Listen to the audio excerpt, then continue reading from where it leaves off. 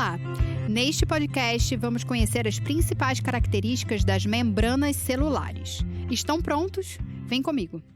A membrana plasmática é uma estrutura delgada que envolve e delimita a célula. É composta por lipídios, proteínas e carboidratos.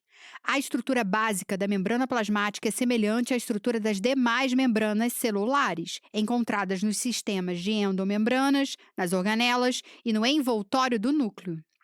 Os fosfolipídios são componentes abundantes e importantíssimos da membrana. Possuem uma cabeça polar e duas caudas apolares. Essa conformação dos fosfolipídios, com uma região hidrofílica, ou seja, com afinidade com a água, e outra hidrofóbica, ou seja, sem afinidade pela água, os caracteriza como moléculas anfipáticas. Os fosfolipídios formam uma bicamada, com suas caudas polares hidrofóbicas em contato, viradas para dentro, e com suas cabeças hidrofílicas viradas para fora, para as regiões intracelular e extracelular, exatamente por causa da sua afinidade com a água. A bicamada lipídica dá fluidez à membrana plasmática e forma uma barreira de permeabilidade seletiva, ou seja, nem todas as substâncias conseguem atravessar a membrana livremente para dentro e para fora da célula. Bom, além dos fosfolipídios, podemos citar como importantes componentes das membranas celulares o colesterol, as proteínas e os carboidratos.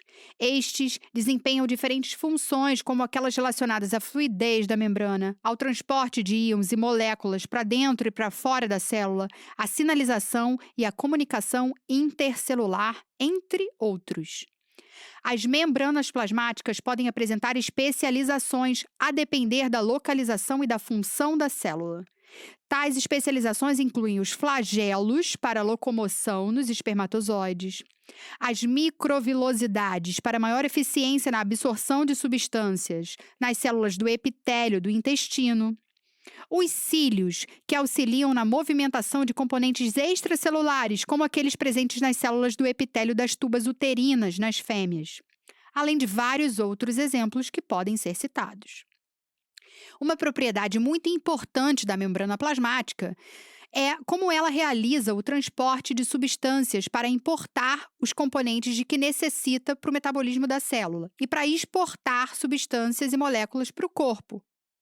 O transporte celular vai depender das propriedades das moléculas, como seu tamanho, sua carga e sua polaridade. Pode ocorrer com ou sem a ajuda de proteínas transportadoras, que formam canais que atravessam a membrana e facilitam a passagem das moléculas.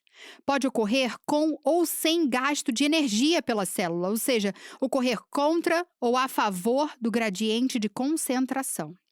Em outras palavras, o transporte do meio hipertônico para o meio hipotônico é considerado passivo, pois ocorre a favor do gradiente de concentração. Ocorre do meio mais concentrado em soluto para o meio menos concentrado em soluto. Já o transporte ativo ocorre contra o gradiente de concentração e, por isso, a célula precisa gastar energia, em forma de ATP, para fazer esse transporte. Nesse caso, o transporte ocorre do meio hipotônico para o meio hipertônico, ou seja, do meio menos concentrado em soluto para o meio mais concentrado em soluto. Ainda existe outro tipo de transporte que envolve moléculas grandes ou macromoléculas, incluindo as proteínas e micro-organismos estranhos que podem ser englobados por nossas células de defesa, por exemplo. Nesse caso, a própria membrana celular se modifica, formando projeções que irão englobar essas macromoléculas, que irão abraçá-las e trazê-las para dentro. Essa é a endocitose. Já a exocitose ocorre quando a célula exporta macromoléculas para o meio externo.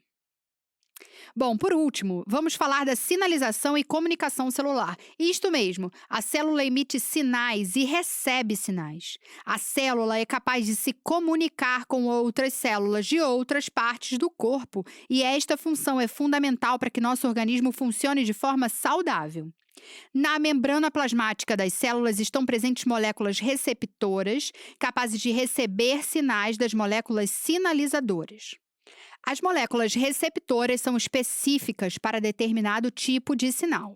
E quando o recebem por meio das moléculas sinalizadoras, elas desencadeiam uma resposta na célula correspondente ao estímulo que receberam. Os hormônios, por exemplo, são um tipo de molécula sinalizadora. Os hormônios possuem vida longa, são liberados e transportados pela corrente sanguínea até as células receptoras, enviando a elas um sinal, como se fosse um recado, para que desempenhem determinada função. Viram como as células são incríveis e como a membrana plasmática desempenha diversas funções importantes nas células? Pois é. Eu espero que este podcast tenha sido esclarecedor para você. Estude mais sobre este assunto e descubra detalhes ainda mais fascinantes sobre as células. Obrigada por sua atenção até aqui. Tchau!